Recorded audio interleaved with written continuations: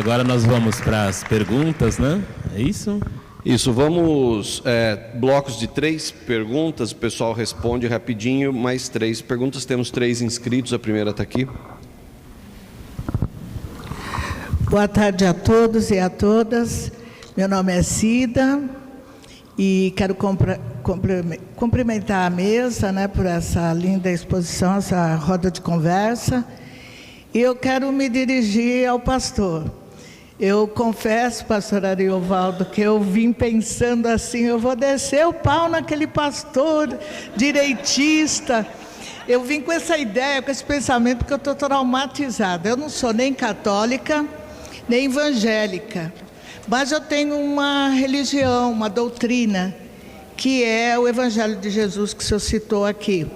Então, quando alguém fala para mim, vai para Cuba, eu vejo a imagem de Jesus partindo o pão, quer dizer, compartilhando, dividindo, né? E então eu penso, perdoai-vos, pais, que eles não sabem o que faz. Mas o que eu quero trazer aqui para o senhor não é minha bandeira de luta, mas eu sou cidadã e a gente tem que estar envolvido com todas as situações que acontecem no nosso país, né? Eu também não pertenço a nenhuma entidade, nenhum órgão, mas eu participo sim, para ter um aprendizado e levar para aqueles que não têm esse privilégio de poder estar aqui num espaço tão rico, com pessoas de tanto conhecimento, né? Para eu poder conhecer um pouquinho e levar para as pessoas que não podem se fazer presente. Eu moro numa região que foi uma ocupação. E como todas as ocupações nos ambientes periféricos, né? E eu não gosto muito dessa coisa de comunidade, eu moro numa favela, porque é favela mesmo.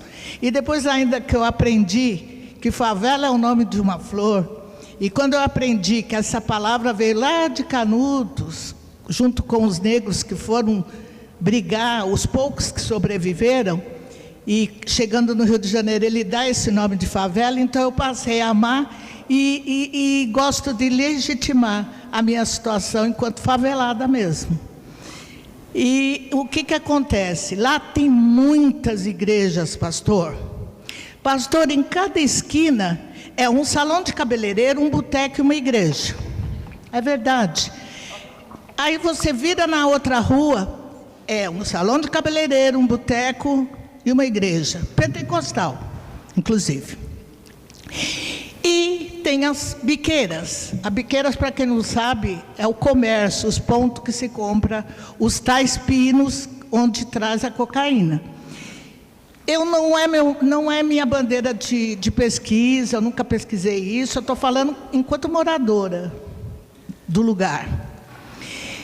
E aí eu vejo uma situação, porque eu tenho familiares que participam dessas igrejas. E com todo o respeito à doutrina, eu acho maravilhosa. Só não gosto muito porque eles lá, pelo menos, vão muito no Velho Testamento. E eu não bebo dessa fonte. Acho que foi importante, mas eu sou do Novo Testamento. Eles vão, alguns familiares, os mais velhos, são doutrinados. Enquanto isso, o jovem, ele está lá na tal biqueira, né? E aí eu falo para o senhor o seguinte, o que eu quero perguntar é o seguinte, essa frente do senhor, estuda para que essas igrejas recuperem esse jovem, traga para aprender música, traga para fazer algum trabalho, desenvolver um grupo terapêutico. É isso que eu acho que é o papel da igreja. Tem só uma igreja católica na região. E eu até achei interessante que eu fui numa missa de 7º dia, né? Porque a minha doutrina, ela é aberta a todas. Então eu frequento todos, candomblé, umbanda, onde me chamar para alguma atividade eu estou indo. Eu sou muito democrática. E aí o que acontece? O padre, no sermão, que ele invocou São Francisco de Assis, que eu adoro, sou apaixonado por São Francisco de Assis, ele diz assim, quem falar que no nosso país não existe fome, é mentira. E falou ele não. Eu achei tão maravilhoso, porque quando eu passo e ouço a pregação da pentecostal, eu subo assim ouvindo uns absurdos sobre os progressistas. Eu ouço, não entro, mas eu ouço assim, às vezes eu dou uma paradinha, sabe? Finge que estou cansada, que tem umas ladeiras, e ouço os absurdos que eles falam. Então é isso, pastor, eu queria saber o que está fazendo para cuidar desse rebanho tão jovenzinho, né, das ovelhas. É isso que eu gostaria de saber do senhor. Muito obrigado pelo espaço, viu? E parabéns pela sua luta.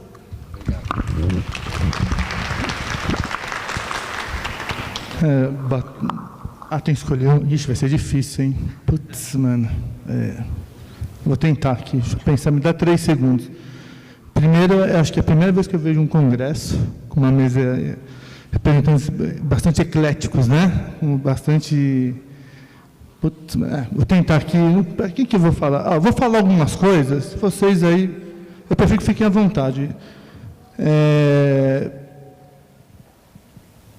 Eu até escrevi porque era muita coisa, vou diminuir aqui.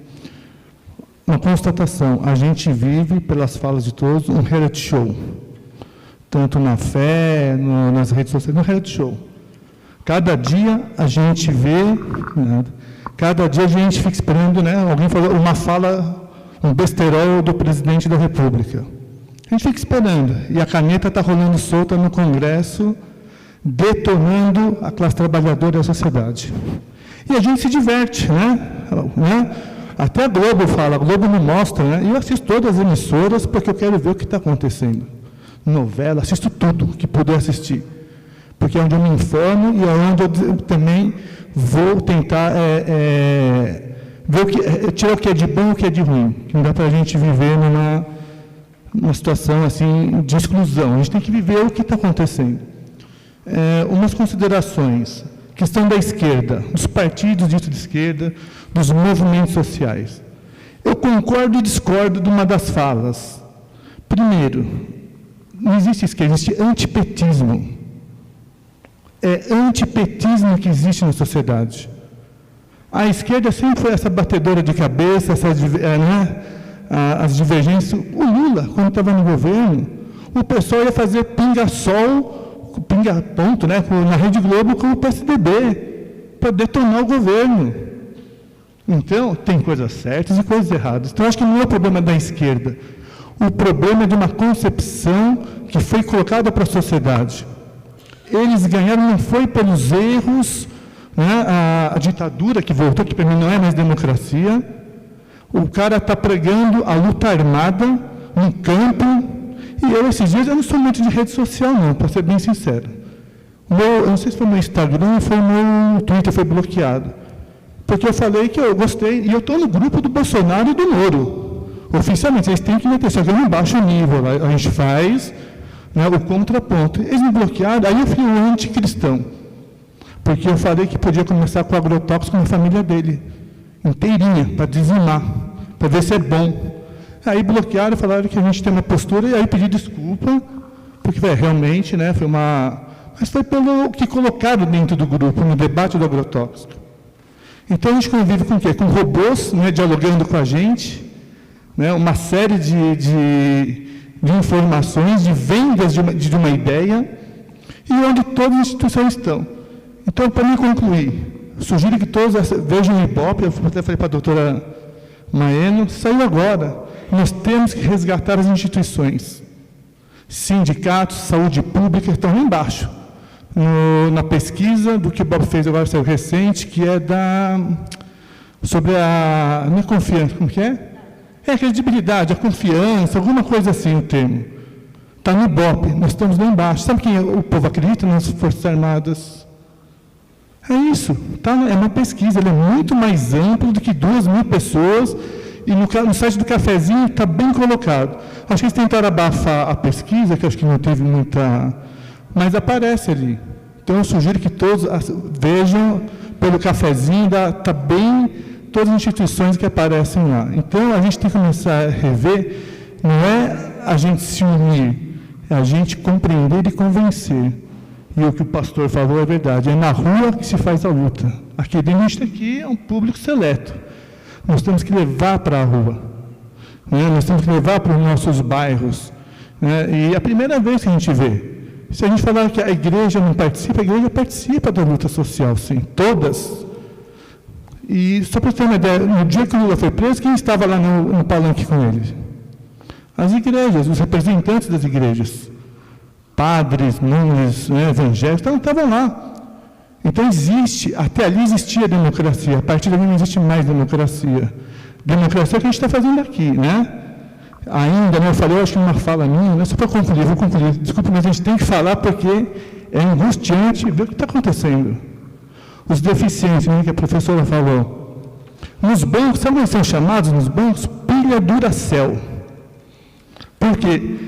Os bancos não é só Itaú, Santander, Bradesco, você fala o seguinte, o deficiente, ele não tem formação, porque realmente a grande massa vem da pobreza, vem das periferias. Então eles contratam para cobrir cota, e o cara não dura um ano lá dentro.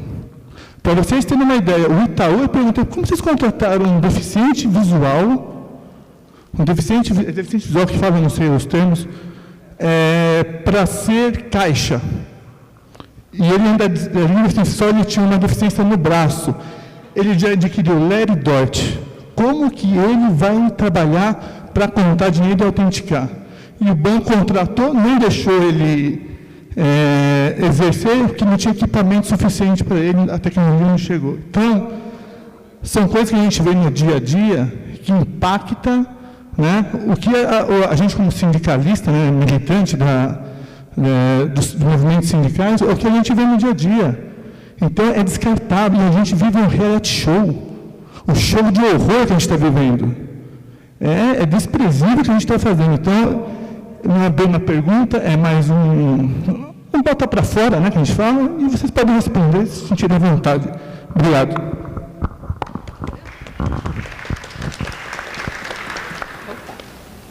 Boa tarde, eu sou Cecília, eu sou da Saúde do Trabalhador, aqui do município de São Paulo. Bom, primeiro quero dizer que eu nunca vi uma mesa tão linda como essa, por vários motivos, né? Uma mesa super plural, de gente tão inteligente, tão comprometida. Hoje de manhã eu recebi uma mensagem pelo WhatsApp da UOL, né? De um artigo que saiu na UOL, que vem de encontro às questões que vocês colocaram aqui. Na Europa, grupo de igrejas aponta a onda de radicalismo cristão no Brasil. Genebra, uma versão fundamentalista de cristianismo está legitimando medidas do governo Bolsonaro, que vão justamente contra as bases da religião, entre elas a discriminação, a violação dos direitos humanos e mesmo a proteção do planeta. O alerta está sendo feito por parte das igrejas nacionais que, alarmadas com a situação do país, se reuniram na Suíça para debater o cenário religioso do Brasil e pedir a ajuda do Conselho Mundial de Igrejas para que uma estratégia seja adotada. Nos anos 70, o Conselho Mundial de Igrejas foi fundamental para bancar as ações de religiosos no Brasil que lutaram contra a ditadura. Entre as várias iniciativas, o grupo financiou os trabalhos de coleta de dados de vítimas e torturadores, que acabaria sendo conhecida como Brasil Nunca Mais. Agora, a organização ecumênica, que eu acho que essa é a grande questão que a gente precisa levantar muito a bandeira do ecumenismo e viver o ecumenismo, considera que a situação de direitos humanos no Brasil voltou a ser problemática, principalmente quando há uma utilização da religião para legitimar a retirada de direitos. Entre uma parcela das igrejas brasileiras, a constatação é de que sozinhas não terão a capacidade de se organizar para fazer frente às tendências políticas atuais. Portanto, pedem a ajuda de todas as igrejas do mundo. Bom, e aí o artigo segue. Por que eu li esse artigo? E aí me vem a seguinte questão. Diante de toda essa situação, queima na Amazônia, retirada, assim, eles falam em democracia sequestrada aqui nesse artigo. Sequestrar a nossa bandeira. Hoje você vê uma bandeira brasileira, o verde e amarelo, me dá um pouco de enjoo às vezes, né? Porque eu não identifico mais com o Brasil. Eu me identifico com uma coisa que virou o Brasil. Então, se tem uma coisa que a gente precisa retomar, é isso, a nossa identidade como povo, a nossa identidade como nação, que isso foi sequestrado. Então, eu acho que é sobre esse sequestro, e nós ficamos refém disso. Sobre isso que eu acho que a gente precisa aprender a voltar a olhar para isso. E uma outra coisa que eu falo sobre a questão das religiões, né? Nós temos as religiões afro-brasileiras que são absolutamente discriminadas. Se você tem um santinho na sua casa, nossa, dependendo do que você tem lá, você já é discriminado. Então, acho que essa fala das religiões, seja ela de que raiz for, eu acho que a gente precisa fazer esse apelo, isso é fundamental. A outra coisa, assim, para concluir, eu acho que esse resgate da identidade, eu acho que ele é essencial para que a gente consiga conversar novamente. Nós fomos nos protegendo e nos colocando em pequenos agrupamentos. E esses agrupamentos, eles ao invés de se conectar e um forçar o outro, um dar força para o outro, às vezes um acaba lutando e brigando contra o outro.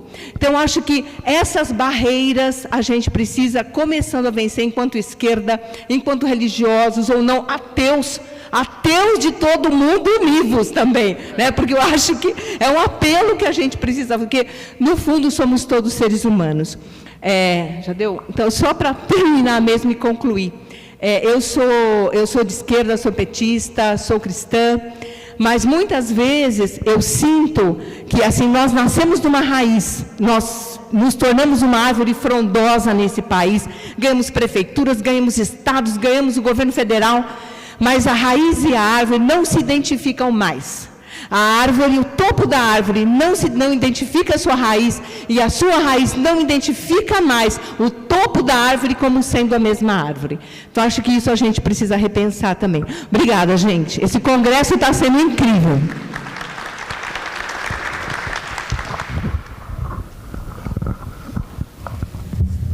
Bom,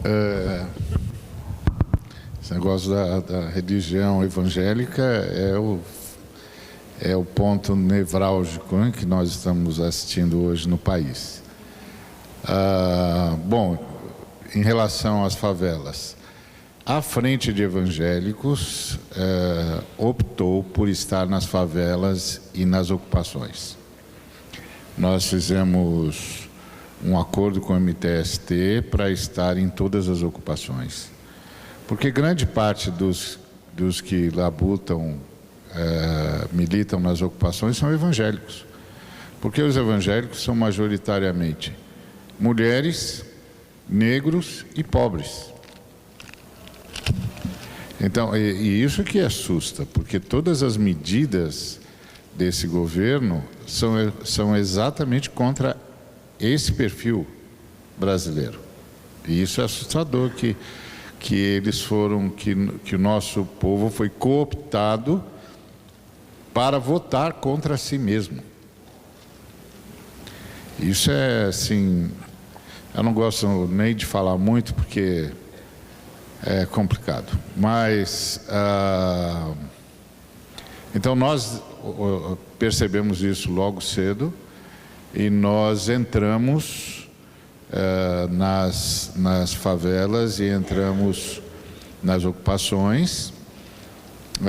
Em alguns casos fomos recebidos com tiros pela polícia, que eu lembro a primeira vez que nós chegamos numa determinada comunidade ou favela, eu fiz os protocolos exigidos, embora fossem contra o direito de ir e vir, mas segui o protocolo para avisar da nossa presença, o que a gente estava fazendo, etc, etc. E fui orientado de que, uma vez cumprido o protocolo, a polícia não invadiria o local enquanto nós estivéssemos lá. Eram 2 batalhões que se revezam entrando naquele local. Bom, fizemos todos os protocolos e os 2 batalhões entraram. E nós ficamos sob 5 horas de tiroteio. E eu me lembro que fui falar com a Secretaria de Segurança Pública, pedi uma audiência, levei os documentos, botei na frente da pessoa responsável e disse: pode me explicar? O que foi que eu fiz de errado aqui? Pode me explicar? Então, que os protocolos, está tudo feito. E a pessoa não sabia explicar. E eu disse: bom, vocês estão numa conflagração, não é isso? É isso, pastor. E vocês, na verdade, não mandam mais em nada, né? Tem outro poder governando tudo isso aí. Então, esse é o quadro. Não tá muito complicado, mas nós estamos principalmente nas periferias, nas favelas, nas ocupações. Agora, a questão dos jovens passa, primeiro, porque os pregadores, de modo geral, não são só os que estão na periferia, nem os que estão nas ocupações ou favelas, mas de modo geral, se tornaram eminentemente moralistas e fundamentalistas. A fé cristã tem moral, mas não é moralista. É outra história. Não vou entrar em detalhes aqui, porque teria de fazer aqui um discurso teológico. Mas isso, claro, cria uma situação complicada para o jovem moderno, que não entende direito a contradição entre a exigência moralista e a fé evangélica, que não é moralista, que deixa claro que a salvação é uma obra divina, não é fruto de esforço humano ou de tarefa, cumprimento de tarefa pelos seres humanos. É fé. Bom, a outra coisa é a questão da droga, etc., passa pela falta de políticas públicas ou pela demolição das políticas públicas. E isso deixa o jovem da periferia sem opção. Ele não tem opção em termos de escola, de estudo, e não tem opção em termos de trabalho, e não tem opção de locomoção, e agora a situação com a reforma trabalhista, a situação ficou muito pior, porque o que já era ruim ficou insustentável, que é o dinheiro que ele vai receber pelo trabalho. Agora, qual é a questão assustadora? É que, por exemplo, houve a reforma trabalhista, a fatídica reforma trabalhista no desgoverno Temer, e nem as centrais sindicais reagiram. Ninguém reagiu. Ninguém. Eu me lembro de ter conversado com um líder sindical dizendo: explica para mim, por que vocês não fizeram nada? Eu ouvi um sujeito de direita dizer: tem muita coisa ruim nessa reforma trabalhista e muito injusta com o trabalhador, mas ninguém reclamou, passou. Como ninguém reclamou? Ninguém reclamou. Por que ninguém reclamou? Essa é a pergunta. Além disso, bom, aí precariza, e o sujeito diz: não, eu não vou sair daqui para trabalhar para ser um escravo. Porque antes, pelo menos, eu tinha direitos, eu tinha ganho real no salário, agora não tem mais nada. Próximo salário mínimo vai ser não só vai ser sem ganho real, mas vai ser abaixo da perda inflacionária. Então isso vai desestimulando. A outra coisa é que a questão da droga é cada dia mais imperiosa, e não é por causa da favela. Recentemente apreenderam um navio da JP Morgan que carregava $1 bilhão em cocaína. O que isso tem a ver com o garoto lá na favela, a garota lá na favela? O senador tinha o helicóptero dele caiu porque estava carregado demais de cocaína. O ex-ministro, o avião saiu carregado de cocaína da fazenda dele.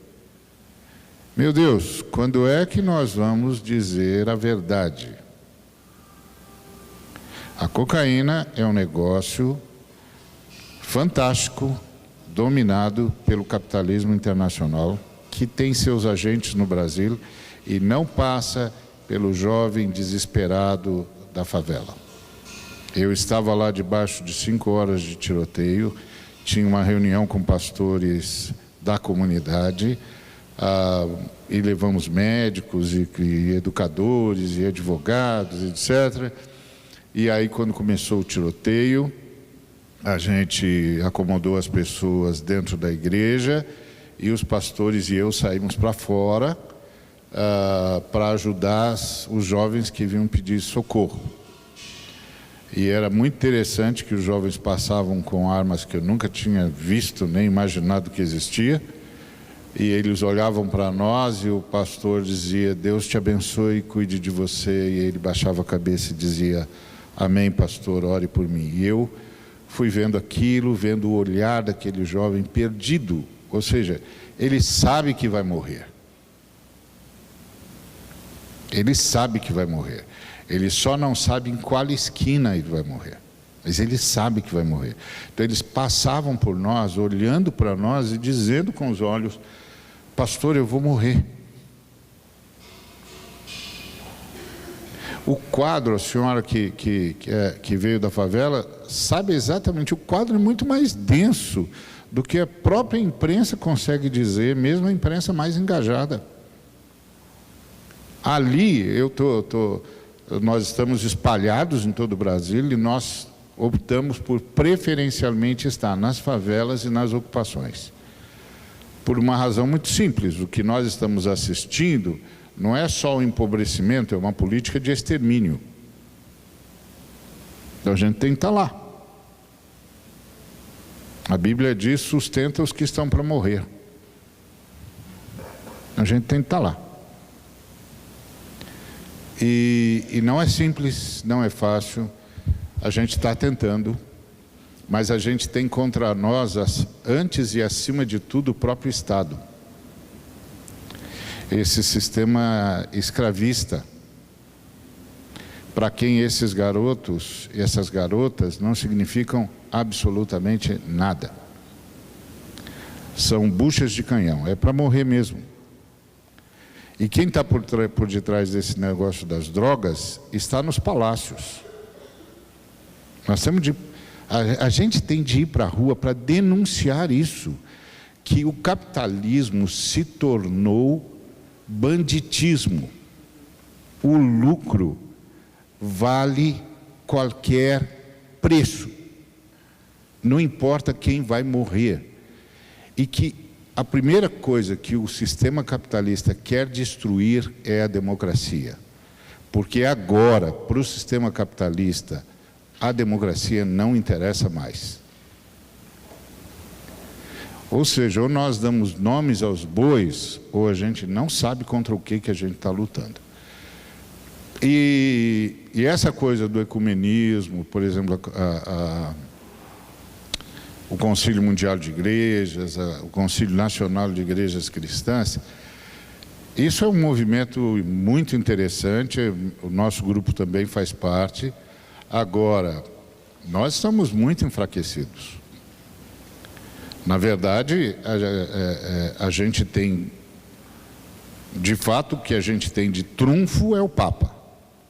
O Papa Francisco é uma pessoa que impressiona. Mas ele não é hegemonia na igreja dele. Ele não tem a maioria da igreja. Então, essa luta é uma luta internacional contra o sistema capitalista.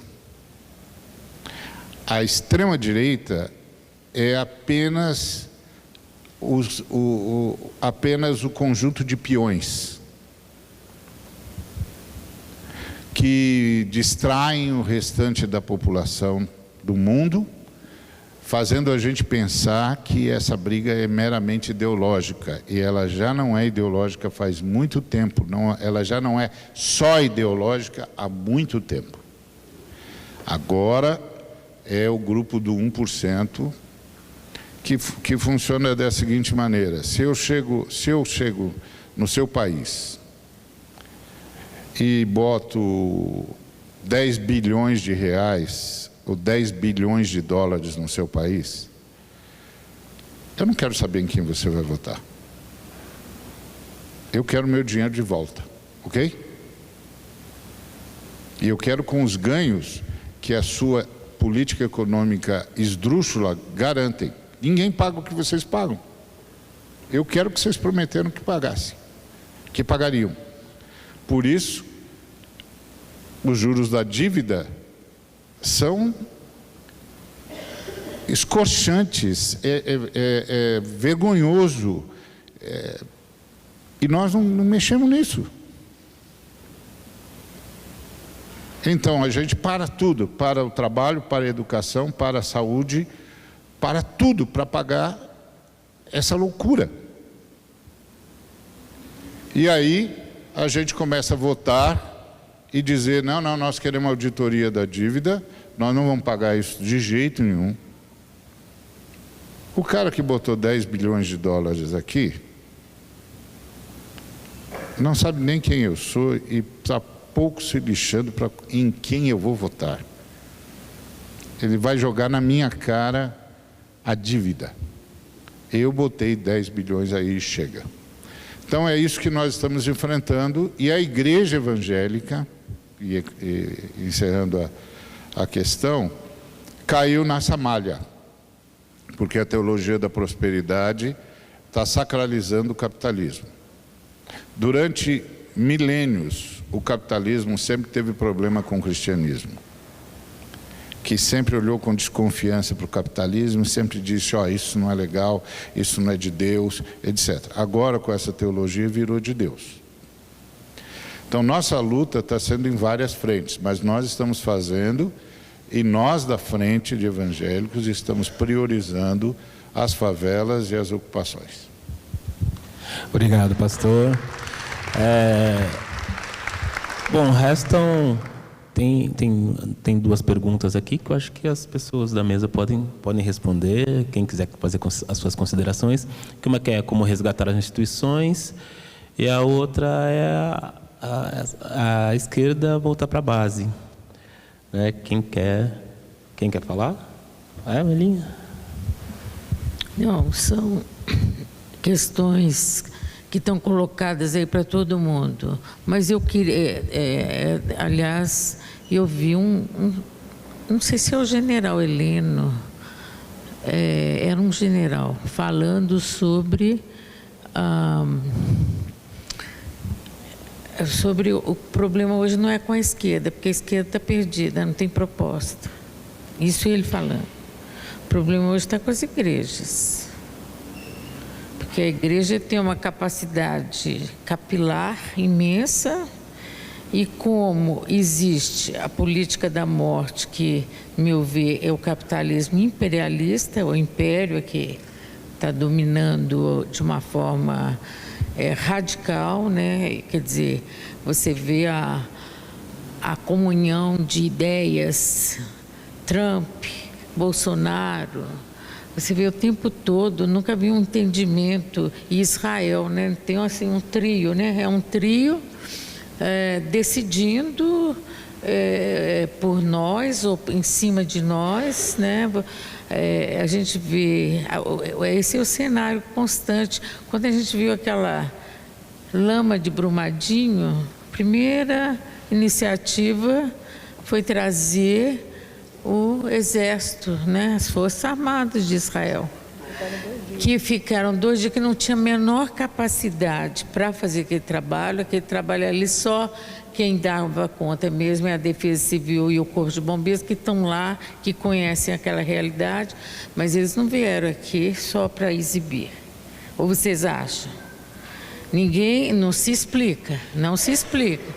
Mas eu fiquei imaginando, será que eles não pegaram, porque Minas Gerais, o Brasil, o solo brasileiro, ele tem uma riqueza, e uma riqueza que atende todo esse processo tecnológico.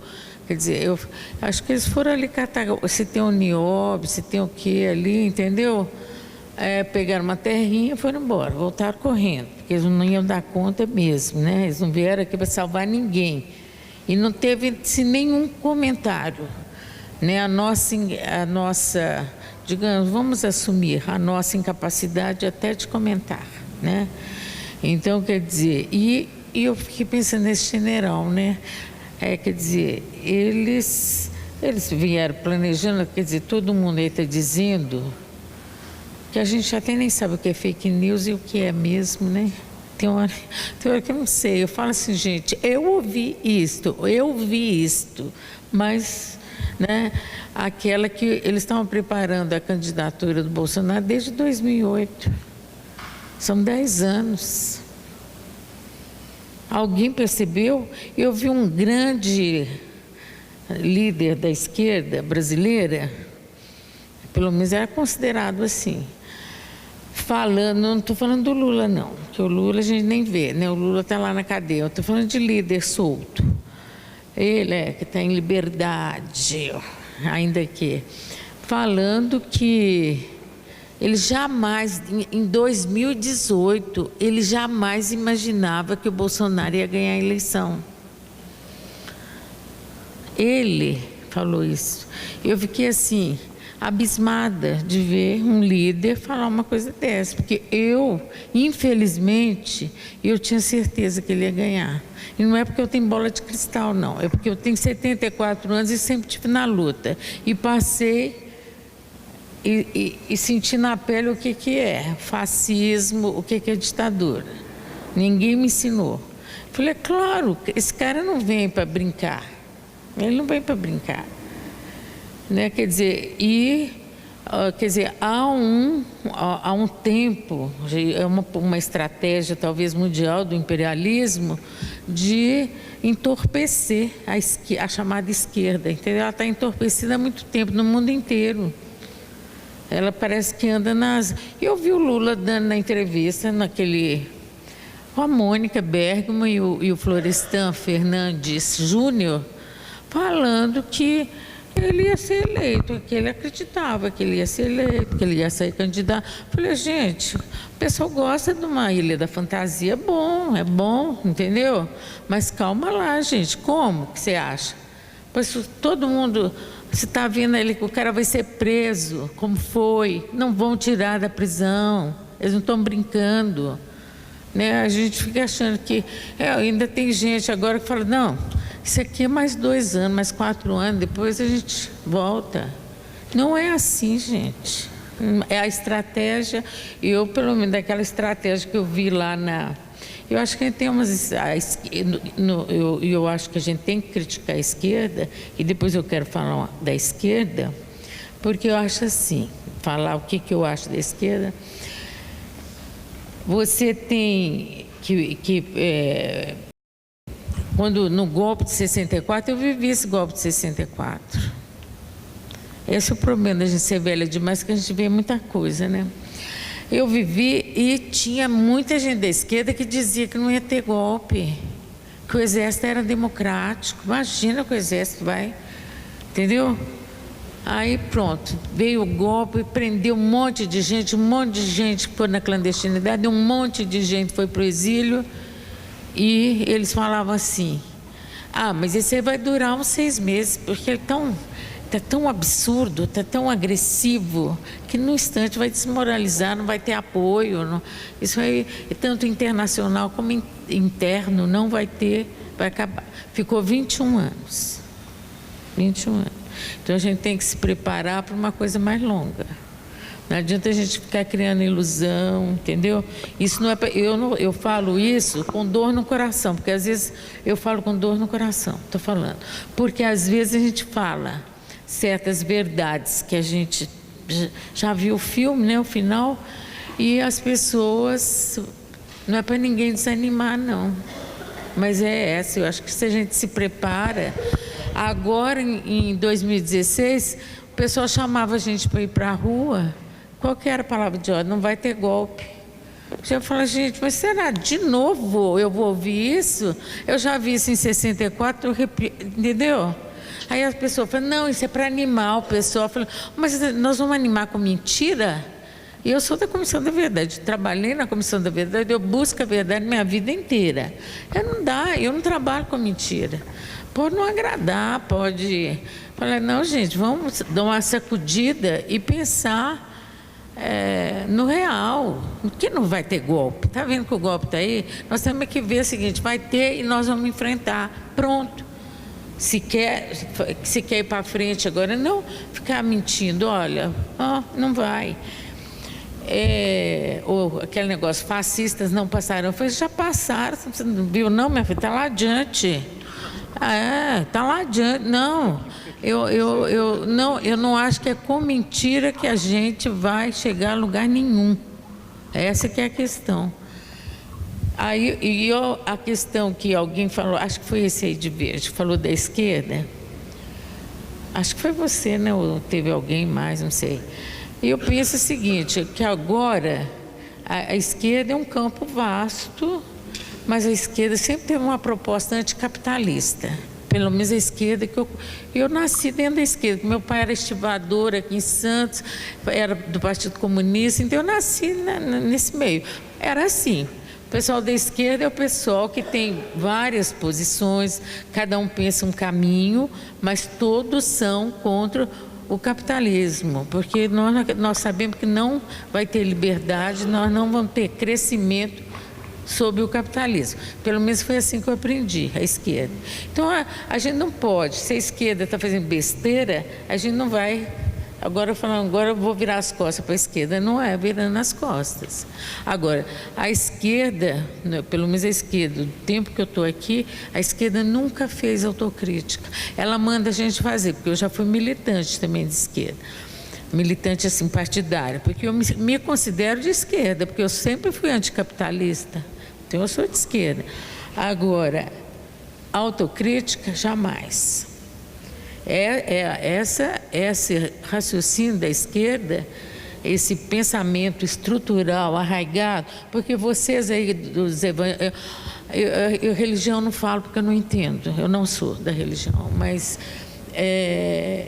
eu entendo que vocês estão fazendo uma certa autocrítica, estou entendendo isso, que vocês viram que vocês iam ser passados para trás mesmo, então vão para a rua, vamos pregar lá junto com o povo. A esquerda tem que fazer a mesma autocrítica, né? Ela tem que fazer esse trabalho. Gente, no tempo da ditadura, a gente tinha tudo, a gente era igual crente, igual vocês, a esquerda. Eu encontrava a esquerda em tudo quanto é lugar, é lá na favela, é lá na porta da fábrica, entendeu? Nossa, ali no Largo 13, sempre era o point da esquerda, né? Porque todo mundo passava nas fábricas, depois eles se encontraram ali. Agora, quer dizer, de um tempo para cá, se afastou totalmente da proposta, da metodologia, da dinâmica. Então, isto tem que ser criticado. Agora, eu não vejo como você falar... Se você está numa luta anticapitalista pela democracia, como você levantou, isso é só esquerda, filho. Democracia, porque senão fica essa farsa. O Bolsonaro fala que... Você já viu ele falando que o país é democrático? Ele fala isso. Eu fico... Mas como que democracia? Ele faz o que ele quer? Não, ele foi eleito dentro de uma Constituição, ele tem que respeitar a lei, ele não pode fazer o que ele quer, um presidente da República. Então, quer dizer... Eu acho que a gente não pode, agora, a esquerda tem problemas, mas a esquerda vai ser sempre no nosso campo, quem quer construir direitos humanos, quem quer construir democracia, quem quer construir os direitos da cidadania, todos os direitos. Vai ser de esquerda, não tem como você ser de direita, gente. E esse campo existe. Eu acho que eles estão jogando assim, como eu falo, merda no ventilador, para todo mundo se confundir. Nem esquerda nem direita, porque então essa confusão, essa desconfiança, entendeu? Enquanto isso, nós estamos perdendo tempo. Esse projeto, digamos assim, que ficou para trás, esse sonho que ficou para trás, ele não pode ser perdido, no meu modo de ver. Isso é uma construção da humanidade. Aliás, não foi nem brasileiro que inventou isso, né? Isso já vem. Eu, quando falo de sobrevivência, que eu falo muito disso, porque eu sou sobrevivente da ditadura, eu acho que a gente não pode perder essa nossa utopia, esse nosso sonho, esse nosso ideal. Nós não podemos perder. Isso que vocês chamam de fé. E eu não chamo de fé, eu chamo do meu ideal. Esse ideal, sabe, de ver um mundo novo, de ver um mundo transformado, nós não podemos perder. E isso é que dá resistência para a gente. Isso é que dá essa força para a gente resistir, no meu modo de ver. Obrigado, Melinha. Chegou um pedido para mim aqui da organização que a gente precisa ser um pouco mais sucinto nas respostas para ter mais tempo de perguntas, tá bom? Eu, como mediador, fico nessa parte chata, né? Então, vamos lá. Bom, meu nome é Gilmar, eu sou da Pastoral Operária. Pastoral Operária é uma pastoral social da Igreja Católica, né? E somos esquerda, tá? Esquerda. Não tem pastoral operária de direita que eu saiba. E fiquei muito feliz com a fala da Melinha, que lembrou, né, do Santo Dias da Silva, né? Nós, da Pastoral Operária, nós temos 4 momentos todo ano, né? Nós temos o 28 de abril, que é Dia Internacional em Memória às Vítimas de Doenças e Acidentes do Trabalho, o 1º de maio, que é o Dia do Trabalhador, né, e da Trabalhadora, né? Temos agora o 7 de setembro, que é a Romaria dos Trabalhadores com o Grito dos Excluídos lá em Aparecida, e temos 31 de outubro, que é a data quando o Santo Dias da Silva, que é o nosso mártir, né, morreu em frente à fábrica da Silvânia, né? E todo ano, dia 31 de outubro, nós vamos lá para a rua Guaribéia, que fica ali uma travessa da Nossa Senhora de Sabará, bem em frente ao cemitério Campo Grande, e nós fazemos nossa celebração lá para o nosso mártir, que é o Santo Dias da Silva, que foi assassinado ali, né? Hoje lá é um condomínio, mas era a fábrica Silvânia, a fábrica de lâmpadas, e nós fazemos lá uma celebração, a gente faz um momento lá, e depois vamos para o cemitério, né? Bem em frente, que é o cemitério Campo Grande, e nós fazemos uma celebração lá. E esse ano, né? Então, dia 31 de outubro, todo mundo convidado, 14 horas, vai ser os 40 anos da morte do Santo Dias da Silva. Então, a gente vai fazer lá uma celebração em memória a ele. Mas a minha pergunta vai para o Cleiton, né? Eu estive lá na Caritas, rua José Bonifácio 107, aqui bem pertinho, e vi aquele monte de gente lá, refugiados lá, sendo atendidos, vocês trabalhando lá direto e tal. E eu fiquei muito assim impressionado com o que eu vi. Você falou em 100 pessoas que são atendidas todo dia. Isso, e a minha dúvida é essa, né? Então, você falou que tem um banco de dados enorme lá. O que vocês fazem, né? Depois vocês recebem aquelas pessoas e depois fazem o que com elas? Encaminham para algum lugar? Como é que é o trabalho? Elas comem, elas vivem? O que vocês fazem depois com essa... Porque elas vêm lá, acredito, com uma série de reivindicações, né? Então, eu queria saber depois o que vocês fazem com essas pessoas. Boa tarde a todos e todas. Eu sou Miguel, eu sou bancário do Sindicato dos Bancários no interior do Rio de Janeiro. É um prazer estar aqui com vocês, aprendendo. Parabenizar a organização do evento, porque eu nunca vi uma mesa com uma conformação, né, tão completa, né? E muito mais para dialética, porque a gente está ali ouvindo e é revolucionário. Então, o encontro de águas, eu acho que já está havendo esse encontro de águas de fato. Só que precisam mais riachos, né? Outras fontes precisam se juntar a essa. Eu acho que isso aqui é um embrião de uma coisa muito rica e muito importante, porque nesse debate que a gente está falando de esquerda, direita, no mundo, me parece que a esquerda perdeu a sua pauta identitária da esquerda, que era o combate capitalista. Era uma formulação anticapitalista. né? Se era socialista, marxista, a história é outra. O debate daria conta disso e as sociedades dariam conta de encontrar um modelo ideal, mas abriu mão no mundo de fazer esse debate. Então, hoje a gente ficou com pautas de costumes, basicamente de costumes. Quem é o mais conservador, quem é mais liberal. Basicamente, no mundo todo, a disputa parece que é nesse campo. Você é conservador, a família, não sei o quê, aí o gay. E aí, cada um se defendendo como pode, né? E, obviamente, por trás disso, o mundo capitalista avança e avança muito. Não é à toa, com a crise no mundo e no Brasil, os bancos, agora, só no semestre, mais 20% de lucro sobre todos os bancos estão faturando 20% a mais. Com a economia em crise, em recessão, e os bancos, foi 17% no semestre passado, 20% nesse semestre. Enquanto isso, eles despistam a gente e estão dando conta do recado com a concentração de riquezas cada vez mais absurda. Então, eu acho que o encontro de águas, a partir dessa mesa, está claro como está dado. Só que a gente precisa aprofundar. Porque quando a gente olha um rio caudaloso, e no Brasil a gente tem muitos, até lembrando a Amazônia, a gente vê a correnteza. Mas a gente sabe que, no fundo, a correnteza é muito mais profunda, é onde a coisa acontece. E a gente olha a superfície das coisas, as aparências. E nesse subterrâneo, nesse mar, nessas ondas profundas, está o povo, está a massa. E vários estudos apontam para a gente que hoje no Brasil organizados o crime e a igreja evangélica. E aqui não estou fazendo um debate de fé, estou falando de organização social. Crime numa ponta e igrejas evangélicas na outra. Então, para mim, é uma satisfação conhecer o pastor, o trabalho que a igreja dele vem fazendo, no sentido de busca de cidadania e de cristandade real, de fato.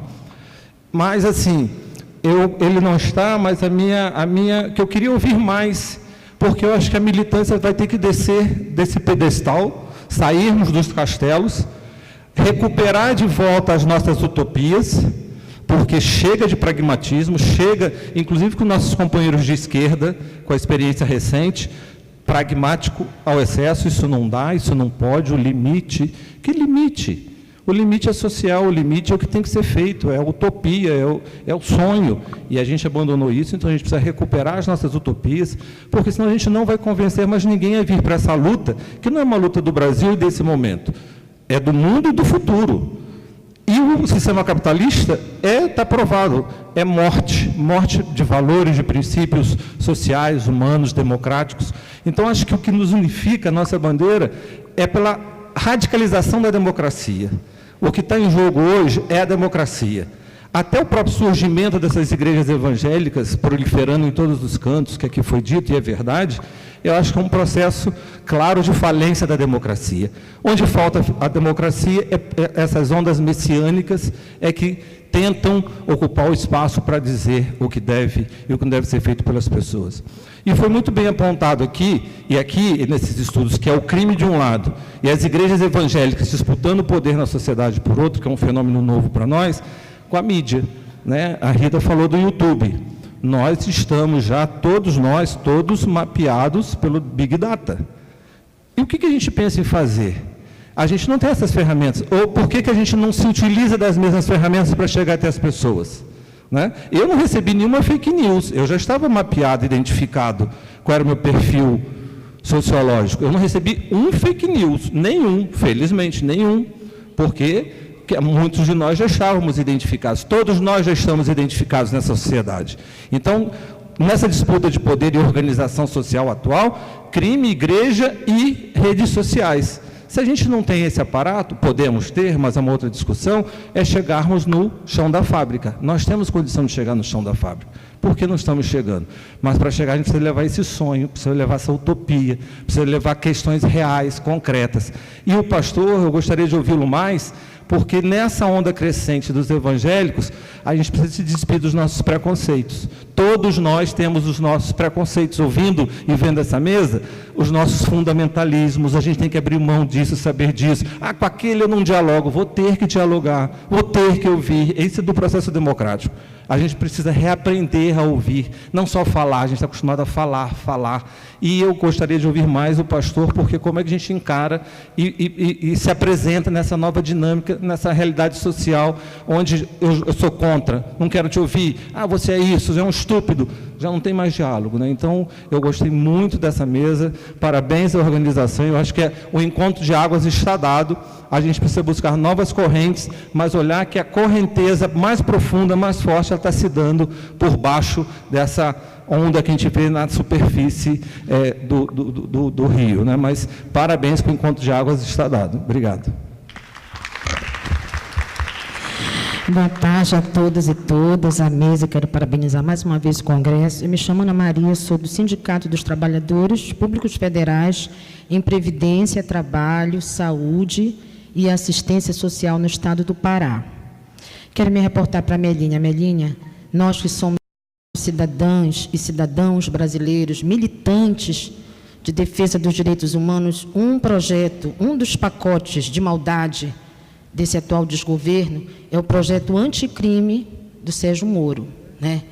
O que me preocupa muito, que nós participamos de vários atos, de várias ações, e uma das cláusulas desse projeto, que espero que ele não seja aprovado, é justamente a questão da legítima defesa da segurança, a segurança pública quando está no ato, representando o Estado, né?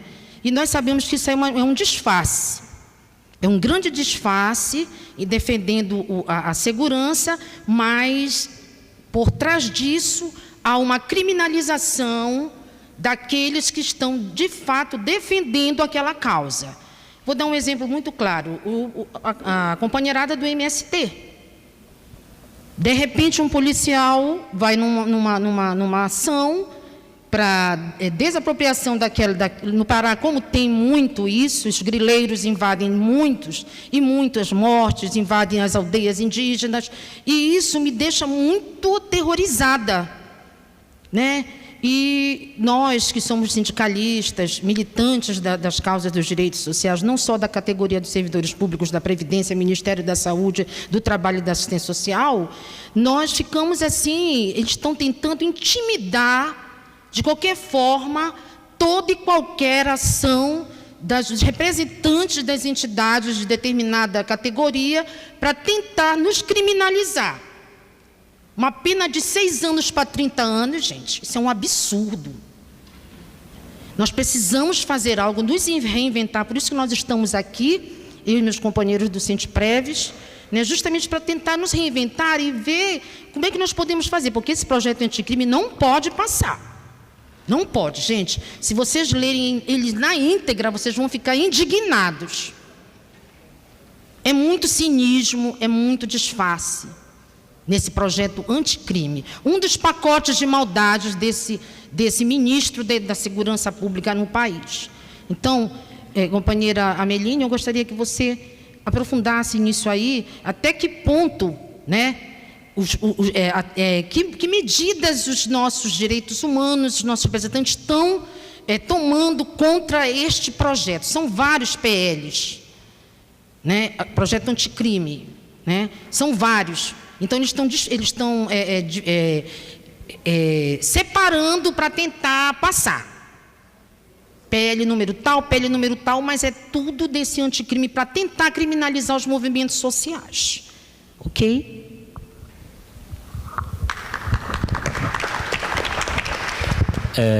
Vamos começar com a Isabel? Sim, porque a Isabel vai precisar ir embora, tá, gente? Obrigada. Bem, primeiro gostaria mais uma vez de agradecer o convite e dizer da honra que foi, de fato, participar. Uma coisa é a gente chegar, outra coisa é a gente saber como foi, né? E como foi tão rico. E eu gostaria de agradecer a Rita, ao Cleiton, ao Junião, a Melinha, ao pastor Ramos, a todos que estão aqui, os que fizeram as perguntas, porque a gente aprende muito e é nessa troca de informações que nós podemos trazer essas novas propostas. Para mim foi uma novidade toda essa frente evangélica que está sendo trabalhada já, não foi criada agora, mas já tem 2 anos, né? Mais de 2 anos até, de existência, e vou procurar seguir esse trabalho, conhecer um pouco melhor, assim como também conhecer mais o canal da Rita. Eu já vi algumas vezes, alguns programas, ouvi um pouquinho mais do que você anda fazendo, e aprender um pouco a mexer com as mídias sociais. Mas queria deixar para vocês também mais uma mensagem sobre as pessoas com deficiência, né? Como eu falei já sobre a questão das pessoas que são pobres, que têm dificuldade de acesso escolar, mas isso mudou muito. Então, nesse período, pelo menos nos últimos 15, 16 anos, houve um acréscimo de escolaridade muito grande. E hoje, as vagas que existem no mercado de trabalho, elas poderiam estar totalmente preenchidas se não houvesse a discriminação. Então, esse ainda é o grande gargalo da vida das pessoas com deficiência, é a discriminação, é a falta de oportunidades. E isso já está mais do que comprovado. Por exemplo, se você faz uma pessoa com o nível superior completo, seja ela qualquer uma das deficiências, e ela faz o concurso, ela passa. Um concurso difícil, e ela vai ao mercado de trabalho privado e ela é reprovada na entrevista. Se ela entrega um currículo e não diz que é pessoa com deficiência, ela é chamada. Mas se ela corretamente preenche dizendo que é uma pessoa com deficiência, ela não é chamada, a não ser que seja para preencher a cota, que aqui já foi mencionada. Mas a cota como? A cota como um cargo qualquer em que ela vai receber no máximo um salário mínimo. E por um salário mínimo eu não posso sair de casa. Não tem como pagar nem o transporte para sair de casa, né? E a preparação das pessoas já não é mais para isso. Então, sim, nós temos uma evolução grande nesse sentido de emancipação, de autonomia, de capacidade de escolha.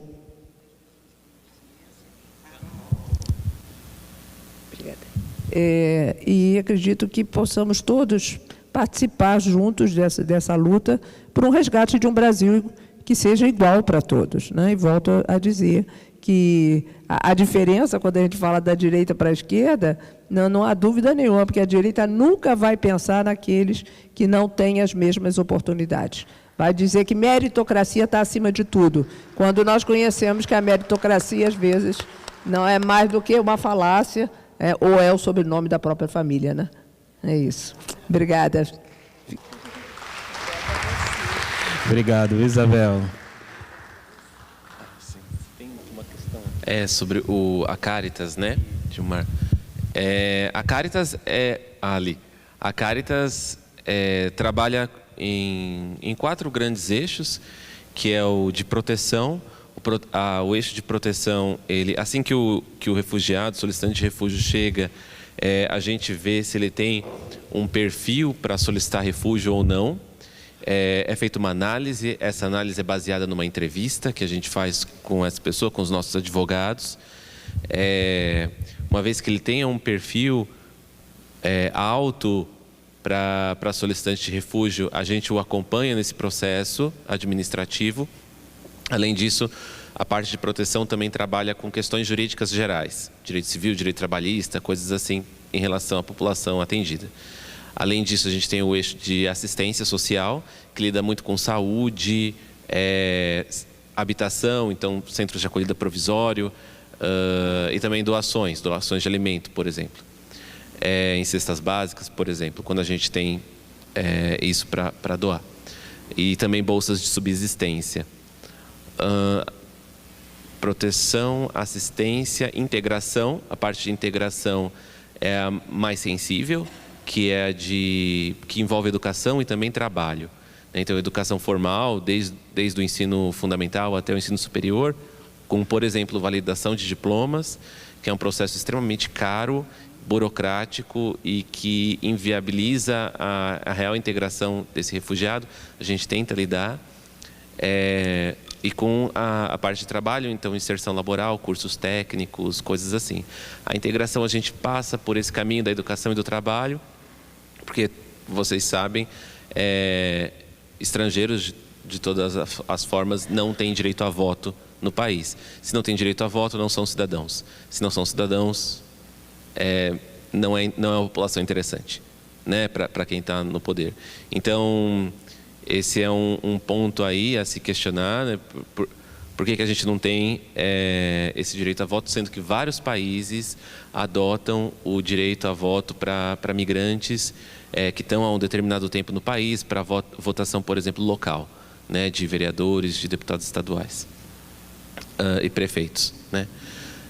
além da integração, a saúde mental.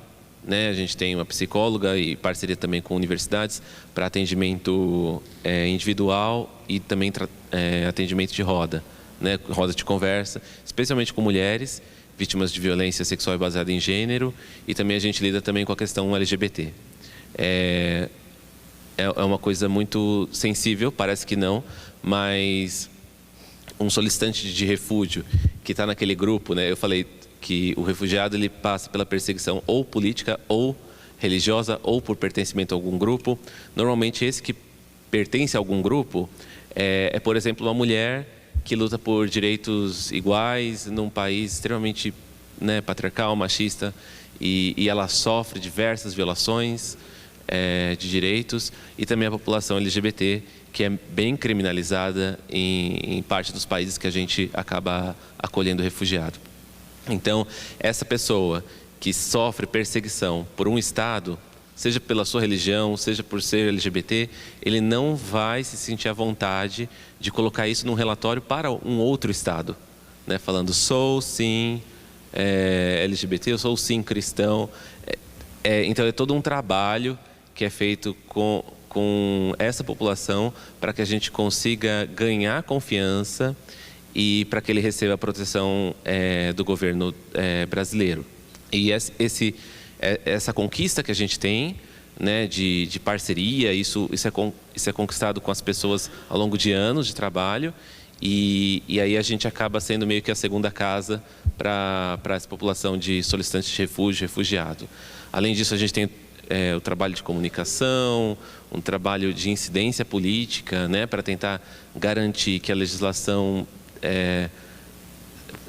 se mantenha ou a gente consiga novos direitos, né? Mas é mais ou menos esse o trabalho que a gente faz. Se alguém quiser saber um pouco mais sobre a Caritas, eu vou ficar aqui até o final, a gente pode conversar um pouco melhor, mas queria já passar para as próximas perguntas. Obrigado.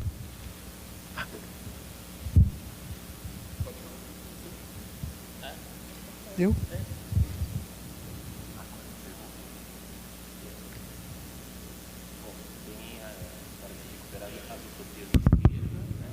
Sim.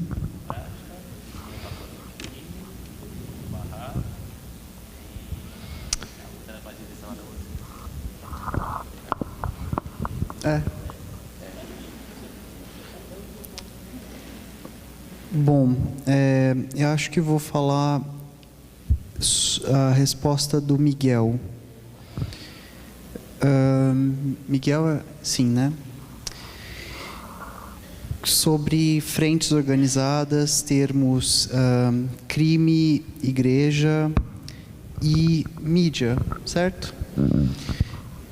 Eu fico imaginando que talvez a conquista ou o debate de outras realidades possíveis, no nosso caso, ele vai se dar no campo de mídias alternativas. O que eu teria para te dizer é que logo no início, em uma das minhas falas, eu citei alguns canais de YouTube que estão produzindo conteúdo de formação de base, né? Aqui eu poderia deixar indicado também uma série de outros acessos, por exemplo, um podcast chamado História Liberta, outro chamado Revolution, e todos esses veículos que eu tenho falado, eles são, digamos, utópicos por excelência, né? Eles estão focados em construir um outro lugar, um outro topos. Eu fico imaginando que existe uma formatação, né? uma gestação de uma juventude mais radical. E mais radical que eu digo é talvez menos reformista ou menos conformada. Mas eu não sei o quanto o quão permeável ou quão penetrável esse discurso é para as camadas mais velhas da nossa população.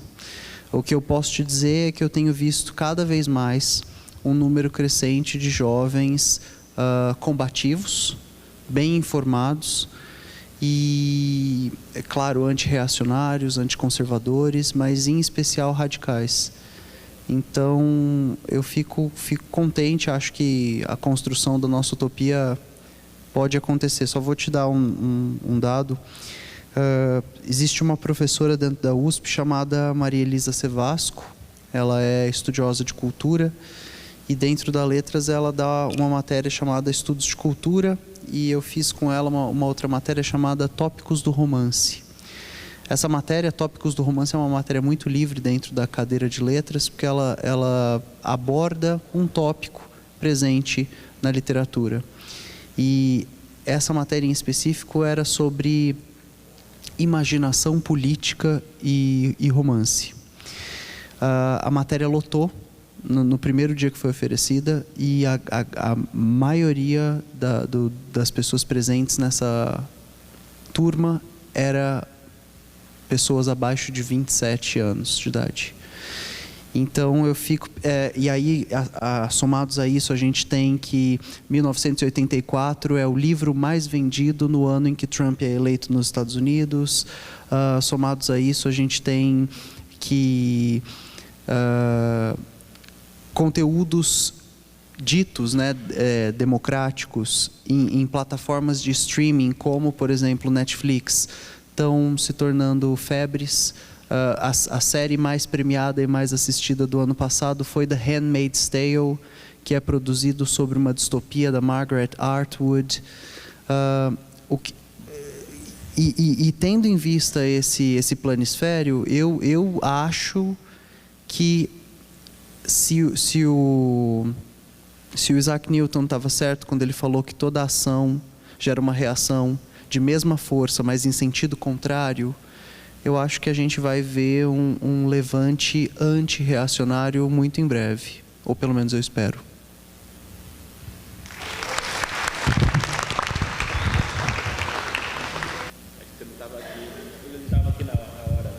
Que é sobre recuperar as utopias. Bom, utopia, o Eduardo Galeano falou sobre utopia de uma forma muito rica. Ele disse que utopia é para você continuar andando. A fé também é assim. A fé tem a sua escatologia, a sua esperança, vai acontecer. E nós estamos caminhando nessa direção, e enquanto estamos caminhando nessa direção, nós estamos sinalizando com a nossa vida, com a nossa força, com as nossas obras e realizações, a esperança que nós carregamos no nosso mais profundo conhecimento, ou fé, ou coração, ou imaginação criadora.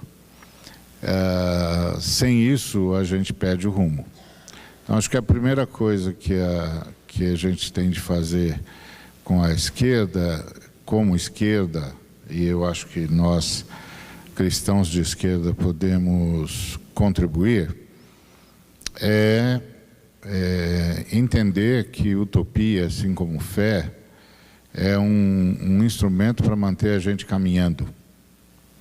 Que nós não vamos realizar tudo o que nós gostaríamos de realizar, mas nós vamos com a nossa resiliência, disposição e ação impedir a destruição de tudo que eles querem destruir.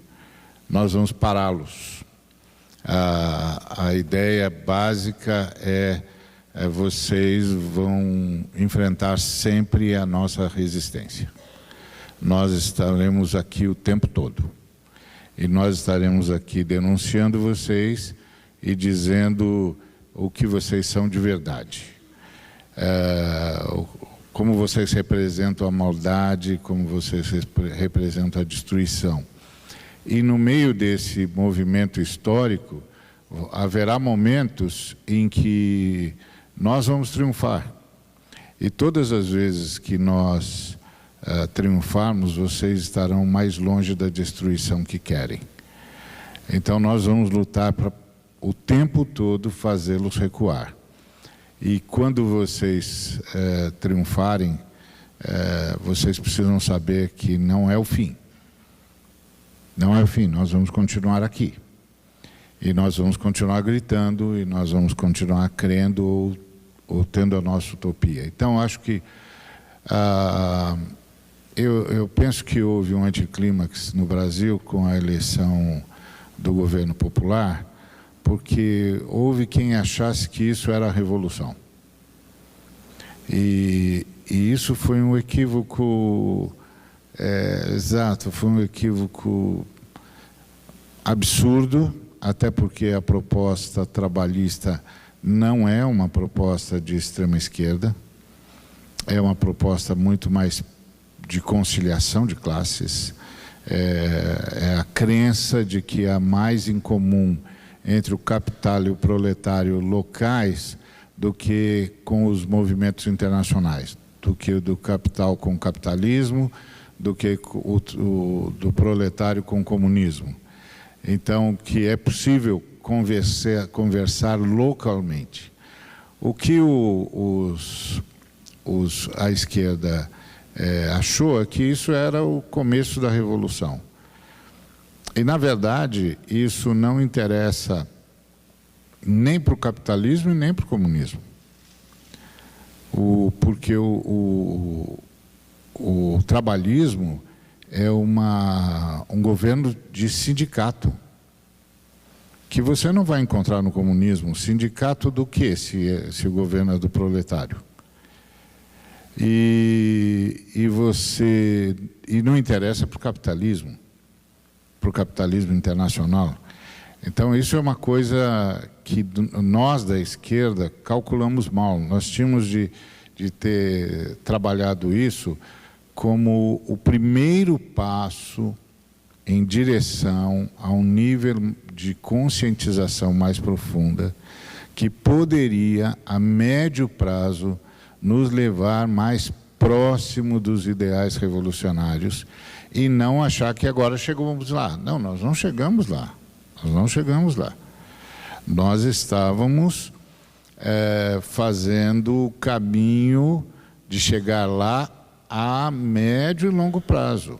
Mas dessa vez a gente deu um passo. Até então a gente estava patinando, agora demos um passo. E o governo de conciliação era bom para ambos os lados. O governo de conciliação é assim: você chega para o cara do capital e diz, você pode ganhar tudo que você puder ganhar, desde que você garanta salário digno e com poder de compra. Ok? Um salário com capacidade de recuperação do poder de compra o tempo todo, e nós vamos investir na emancipação dessa classe, da classe trabalhadora, através do acesso aos seus direitos e principalmente ao direito à educação.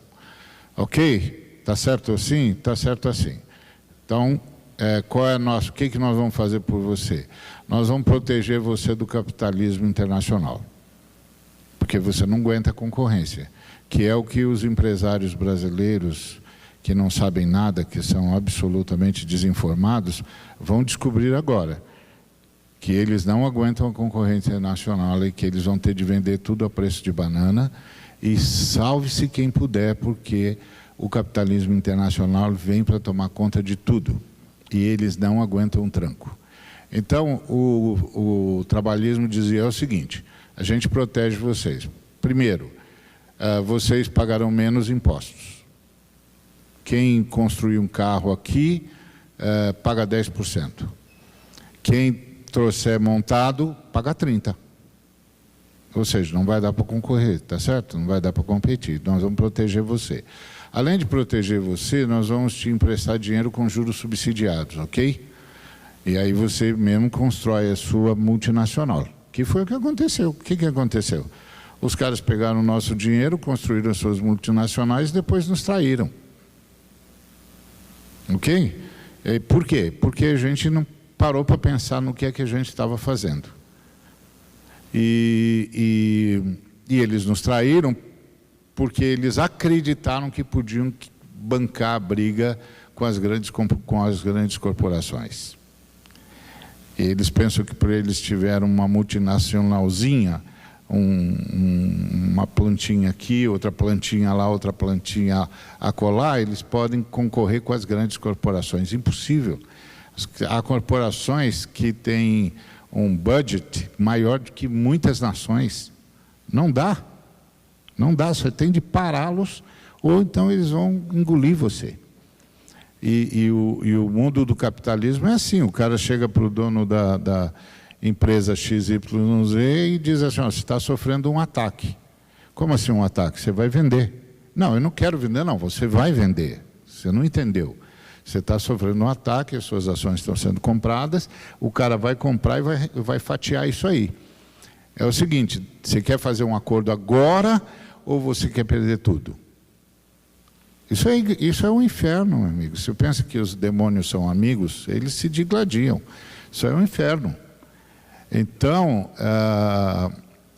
o governo trabalhista protege o capital nacional sob a garantia, o compromisso de que o capital nacional vai reconhecer o direito do trabalhador e vai fazê-lo participar do lucro, crescer em poder de compra e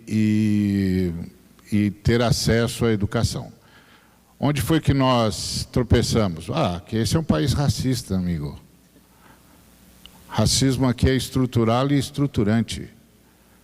O que você acha que os brancos, que acham que são brancos, que nem sabem que não são brancos coisa nenhuma, que essa é uma nação negra, vão sentir quando verem um negro pegando o avião e sentado do lado dele? O que você acha? No tempo do auge do governo popular, eu fui abastecer o carro e eu fiquei tremendamente orgulhoso porque eu vi um frentista falando para o outro como é que era Paris. Falei, eu vivo num país onde um frentista consegue viajar para a Europa. Caramba! Chegamos lá. Não chegamos na revolução, chegamos num princípio de compensação, que a médio prazo vai transformar, a ideia é transformar um país num país de classe média, que foi outro equívoco nosso.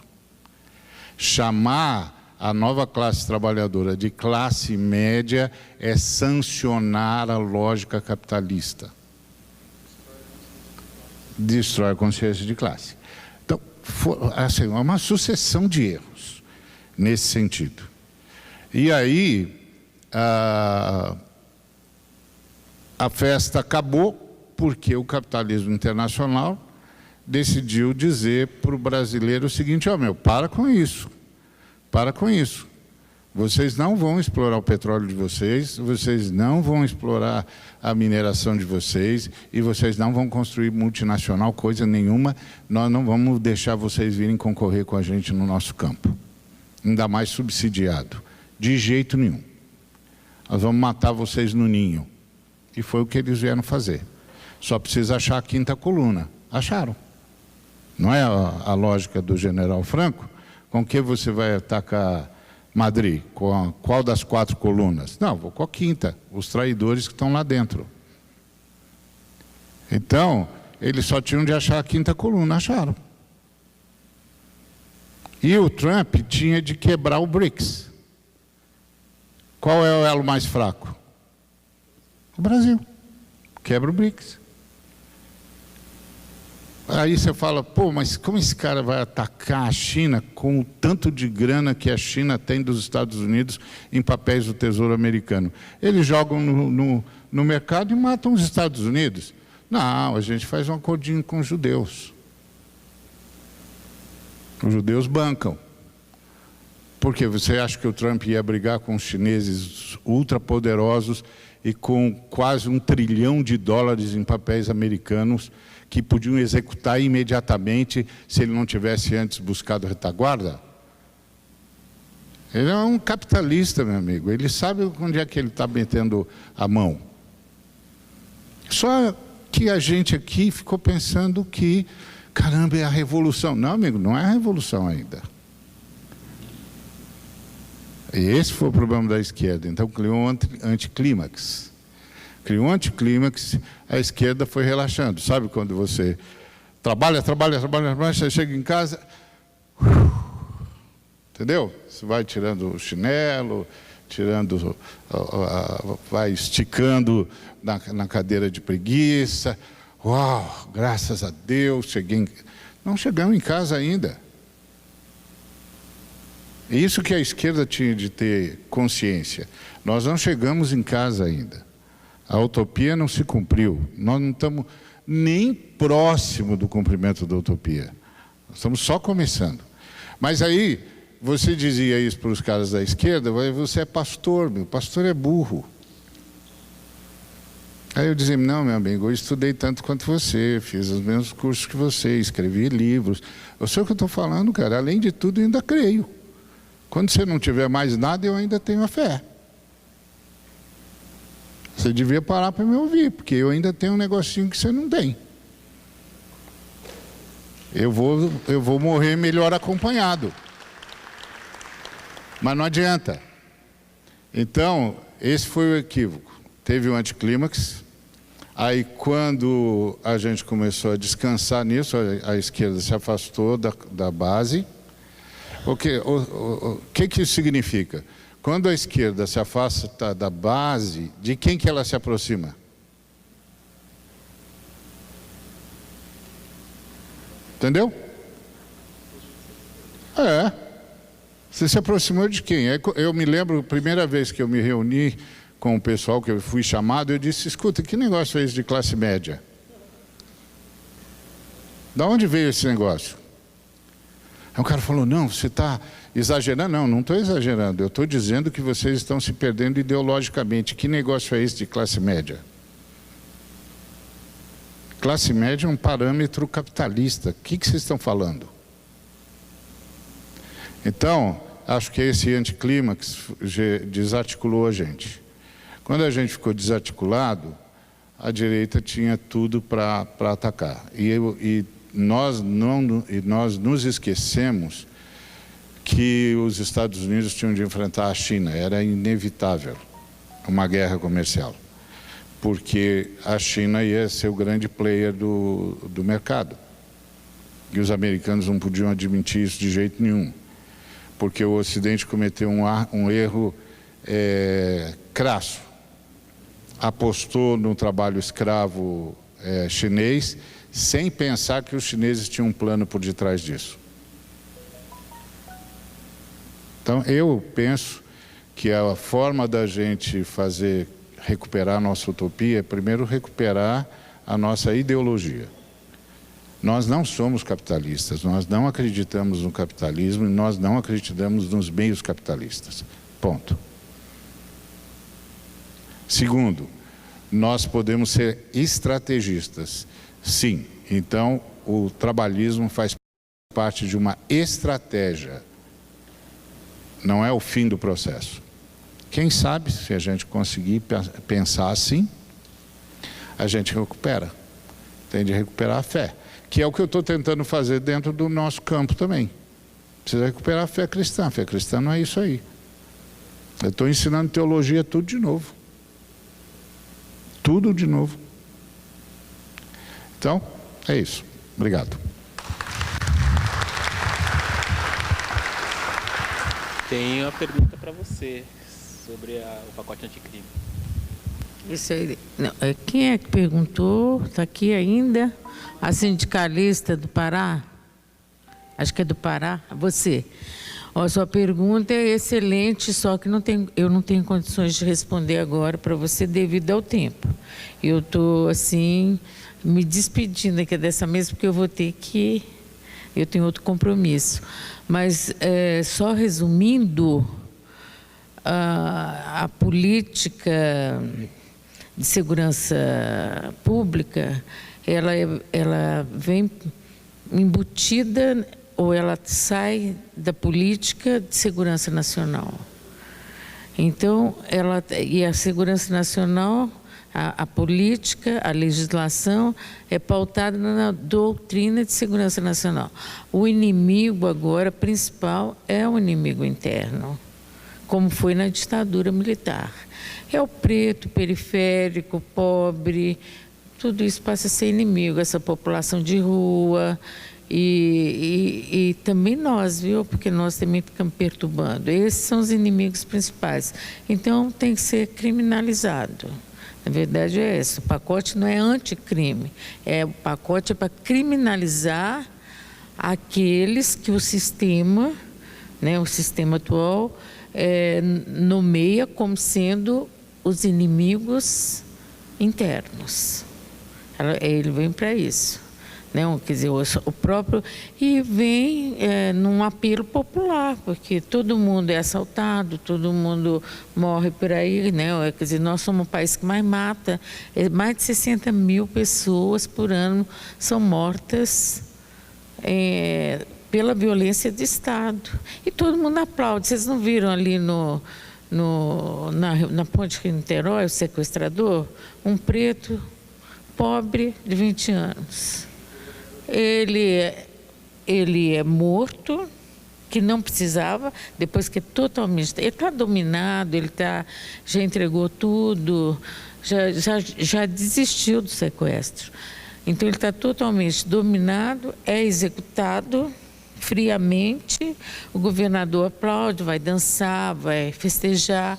Essa é a política. E o que mais me preocupa é que não há reação. Eu vi gente, inclusive assim, gente, vamos dizer, do nosso campo, que o nosso campo é amplo. Falaram, mas ele tinha que fazer isso mesmo. Concordou, todo mundo concordou. E a mídia, nossa, essa então aplaudiu. Nossa, que perfeito, né, gente? Não matou ninguém, salvou 37 pessoas, sei lá, e... Sim, claro. Então, essa é a política que é atual. Como é que nós enfrentamos na ditadura? Nós sempre denunciamos. Nós denunciamos aqui dentro, aqui e lá fora. Tinha as pessoas que denunciavam lá fora. Tinha uma rede de solidariedade que a igreja nos ajudou muito. Se tem um Brasil Nunca Mais, tem o apoio da Igreja Católica, tem da igreja... alguma igreja protestante, enfim, o Conselho Mundial das Igrejas deu apoio. Então, quer dizer, nós temos que buscar esses apoios nesse campo, né, das igrejas e de outras forças expressivas da sociedade para poder enfrentar. Porque o pacote vem com Moro ou sem Moro, porque agora parece que o Moro está meio mal, né, na fita, né? Mas vem. Gente, eu vou ter que me retirar, porque eu pensava que era até assim. Eu entendi mal ou essa mesa está se estendendo? Não, ela está ótima. Não, a mesa está ótima. Por mim, eu ficava a noite inteira. Só que como eu achei que eu ia sair daqui num determinado horário e podia encontrar com a outra pessoa que eu vou encontrar agora. Então, como é que fala? Acumulou aqui, eu estou assim, né? Então eu vou pedir licença para sair, mas agradecer muito essa mesa. É a mesa minha, que eu levo para mim, tá? Essa vai comigo, assim, ó. E vamos juntas, gente. Ninguém solta a mão de ninguém. Tchau, gente. Obrigada. Acho que a gente pode ir para as considerações finais. Isso, né? Exatamente. A mesa era para ter começado às 1h30, começou às 2h, era para ter acabado às 5h, vai acabar agora às 5h30, meia hora de atraso. Tá, ok. São 6 já? Vamos para as considerações finais, então, né? Começar aqui com o Cleiton, pode ser? Sim, começar as considerações finais. Isso, considerações finais. O que eu posso dizer, né? Foi uma experiência muito, muito positiva, porque aquilo que eu disse no início, eu normalmente só falo para pessoas voltadas à mobilidade humana, então a gente está muito mergulhado na profundidade, né, do nosso assunto, e de profundidade em profundidade a gente não consegue ver nada, né? E aí tudo pode estar acontecendo na tempestade aí da vida que a gente nem aí, né? Tá lá no nosso mundinho. Então essa abertura de horizontes foi muito positiva. Agradeço aos organizadores do evento por me chamarem, por ter uma experiência muito melhor do que a que eu pude contribuir. E é isso, assim, a Caritas ela continua o seu trabalho, não sozinha, com outras organizações, para tentar garantir um ambiente mais justo para as pessoas que passam por mobilidade humana, direitos iguais, né, naquela ideia da cidadania universal e de que direitos humanos não podem encontrar fronteiras, né, ou barreiras, sejam elas físicas, sejam elas jurídicas, sejam elas sociais, através de, por exemplo, xenofobia. E é isso, agradeço a vocês que resistiram bravamente até o final. Muito obrigado.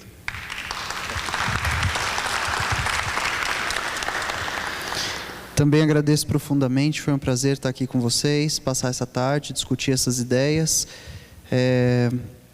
Peço que, se vocês puderem, conheçam e acompanhem meu trabalho nas redes. O meu canal no YouTube chama Tempero Drag. É lá que eu tenho feito o trabalho de democratização de debates como esse. Saio daqui com muito material para pesquisa, não conhecia nenhum dos integrantes da mesa pessoalmente, já só de correr atrás dos trabalhos e me informar. Foi um prazer, acho que a gente sai daqui muito instrumentalizado, né, com frentes e informações e fontes de pesquisa. Gostaria de falar uma última coisa para o Miguel que eu me lembrei. Miguel, no campo dos estudos da cultura, o Mark Fisher, em 2009, com um livro chamado Realismo Capitalista, o Slavoj Žižek, em 2010, com um livro chamado Vivendo no Fim dos Tempos, e o Frederick Jameson, lá atrás, nos anos 60, já haviam os três chegado à mesma conclusão, provavelmente sem ter lido uns aos outros, que seria... A gente chegaria a um tempo, e aí aqui, para você de verde, desculpa, eu esqueci seu nome, Carlos, para você, Carlos, o Guy Debord tem um livro maravilhoso chamado A Sociedade do Espetáculo, que falava exatamente sobre esse reality show em tempo integral, que a gente chegaria nele. E aí, voltando para você, Miguel, então o Slavoj Žižek, o Mark Fisher e o Frederick Jameson iam falar que a gente chegaria a um ponto do capitalismo internacional de impossibilidade de competição e expansão desse talvez livre mercado, que seria mais fácil imaginar o fim do mundo do que o fim do capitalismo.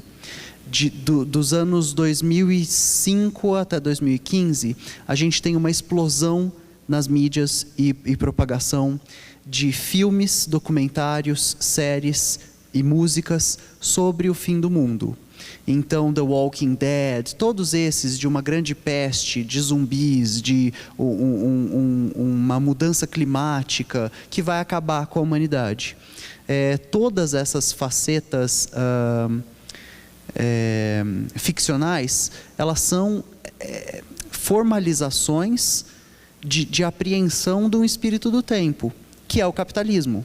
Os zumbis do The Walking Dead são o capitalismo, que vão e consomem as pessoas, e consomem os recursos, e tornam os lugares inabitáveis, etc, etc, etc. O que acontece é que depois deles, a gente já chegou no tempo depois deles, a gente começa com novas narrativas. E aí agora é importante entender que, logo após as narrativas apocalípticas, a gente tem uma explosão de narrativas de super-heróis, que é triste, porque é de novo a promessa messiânica, de que o Capitão América vai nos salvar, de que o Thor vai nos salvar, e a Marvel e os Estados Unidos e a indústria e a hegemonia de cultura mundial investe pesado nessa narrativa. E aí começa o pare de usar canudos de plástico, compre cotonetes de madeira, porque você é o super-herói que vai salvar o mundo. É mentira. Resta que a gente entenda que tem outras narrativas sendo produzidas também. E resta que a gente entenda que todos nós somos produtores e reprodutores de narrativas. E é importante manter a utopia viva através dessas nossas narrativas. Mas era só isso.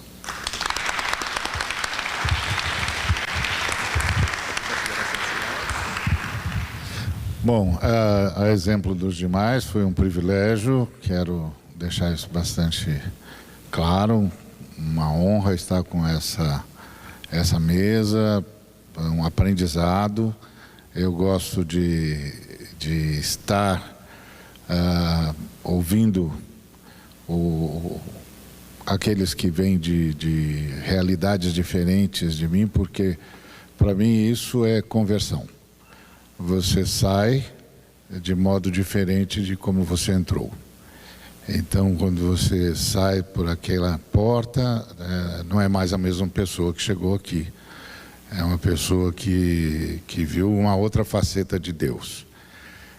Porque eu gosto de pensar que em cada ser humano, em cada manifestação humana, a gente vê uma faceta desse Deus que não pode ser contido por uns poucos.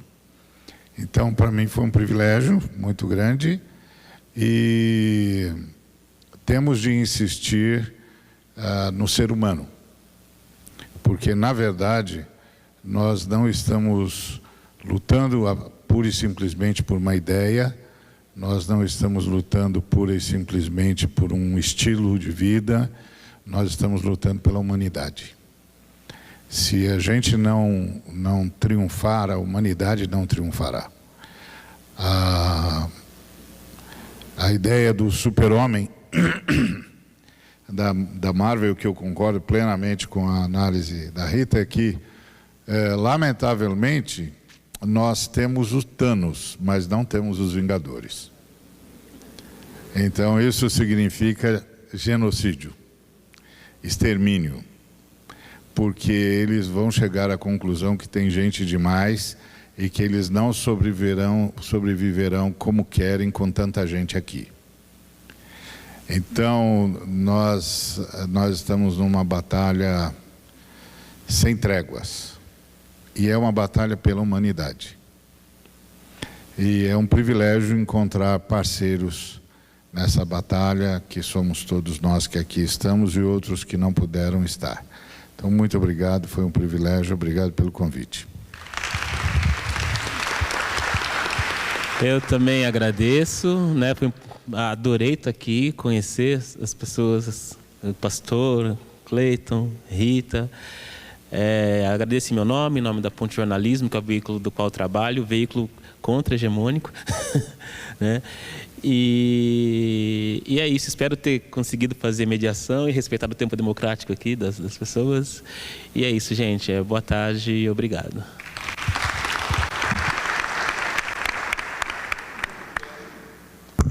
Muito bem, assim encerramos o 4º dia do 6º Congresso Internacional de Ciências do Trabalho, Meio Ambiente, Direito e Saúde, Acidentes, Adoecimentos e Sofrimentos.